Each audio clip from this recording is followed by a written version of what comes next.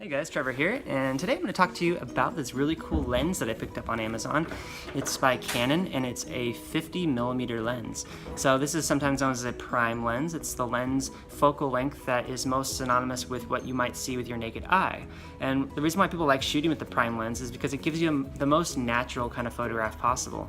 It's a photograph that is more indicative of what you would see in a real person situation. So people love seeing this. People love shooting in it. It's kind of like, I don't know if you guys ever ridden fixed gear bicycles or if you drive a stick shift car. It's kind of an old school way of shooting. That's how cameras used to come all the time, is just with a 50mm focal length. And they still sell these and they still make them. And they're actually fairly inexpensive. They're around the $100, $125 range on Amazon. And you can also find them elsewhere, but I'll even have a link in the description for you guys, so if you want to check that out.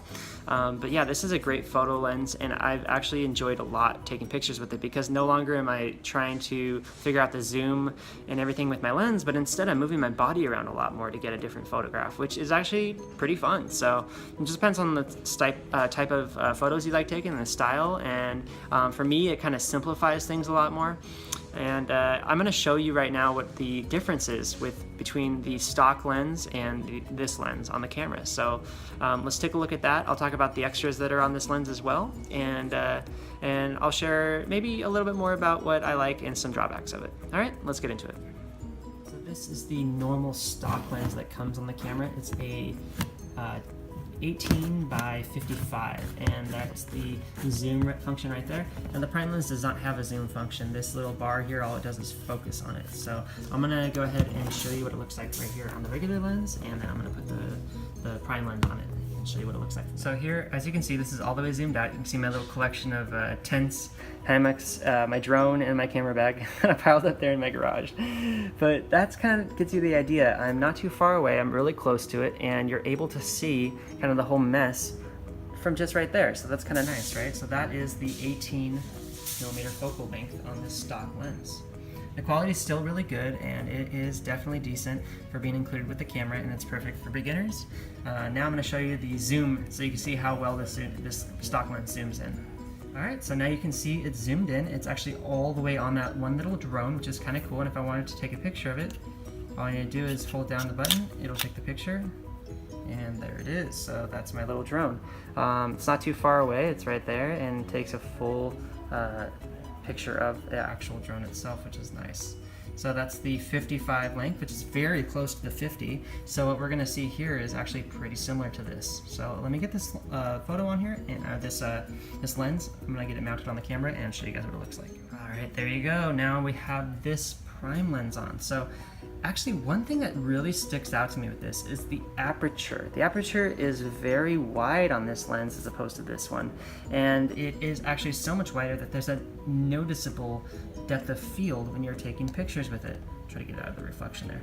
And so let's see here. I'm gonna take a photo. See how it has to kind of zoom and it breaks off little parts there. I'm gonna try to get it right on this one wing, or this one rotor on the edge.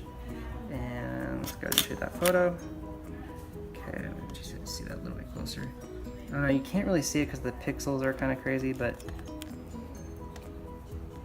yeah, in fact, it's actually kind of got some motion blur going on because the lighting's so harsh in this garage. But yeah, so the aperture is very open. What that means is that you're always going to have this great depth of field that it creates. You can kind of see it right there in the viewfinder, in the digital viewfinder, is that you can't see that rotor on the far end, but you can see it on the front end. And as you can see over there, it's maybe a few inches apart.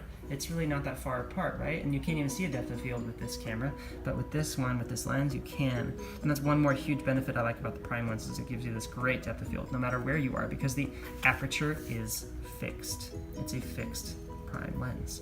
So very cool. That's one of my favorite parts of this. The other great part is that the quality of the photo is actually quite a bit sharper than most. I like the sharpness of it. And if you were to get quite a bit closer to it, just zoom in on this section here. Look how nice that is. Look how sharp it is. I can move it back just to get that rotor, and you really get a clear view of what that rotor looks like on the drone. And it gives you this really neat artistic kind of touch and feel to your photographs. So definitely enjoy that. This is my favorite part of using this prime lens. Look how close I am. The only thing I don't like about this prime lens, and the only main drawback, is shooting video with it is a little bit more difficult.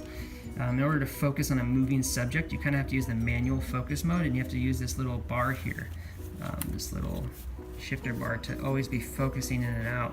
And for some reason, I don't know if it's just mine, but it's a little sticky sometimes. It doesn't quite want to go, so it really only works that great for photographs. So I definitely recommend this prime lens for shooting photographs, and maybe going with more of the stock lens is probably great for shooting video. This prime lens is really good for shooting photographs, though. That is only one of the drawbacks.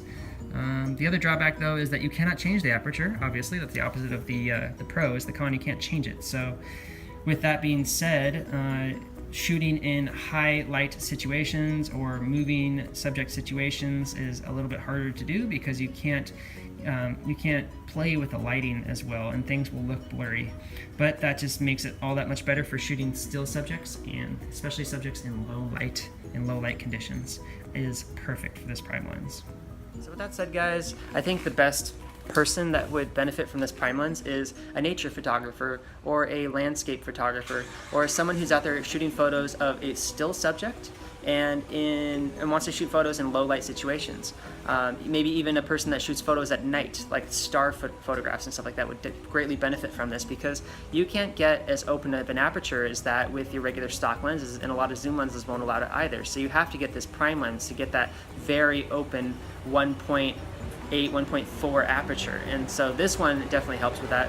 The only other lens that I recommend beyond this one is the 25mm lens, and because the 50mm is such a great option, the 25mm is even better, because it's actually a wide-angle version of that. So the only one I recommend beyond getting the 50mm prime is actually the 25mm version, and the 25mm version is really cool because it actually is a wide-angle version of that, and so it's better for shooting night photography because it captures the whole sky, or at least more of it. It's better for shooting scenes like landscapes where you want to capture more of the scene. And it could be even better for shooting close-up and macro photography because it can capture more of the surroundings around what you're trying to capture. So I'll include links to both the 50 and the 25, and they're fairly similar priced on Amazon. And I'll include all the information I was talking about in this video as well, so you can read it.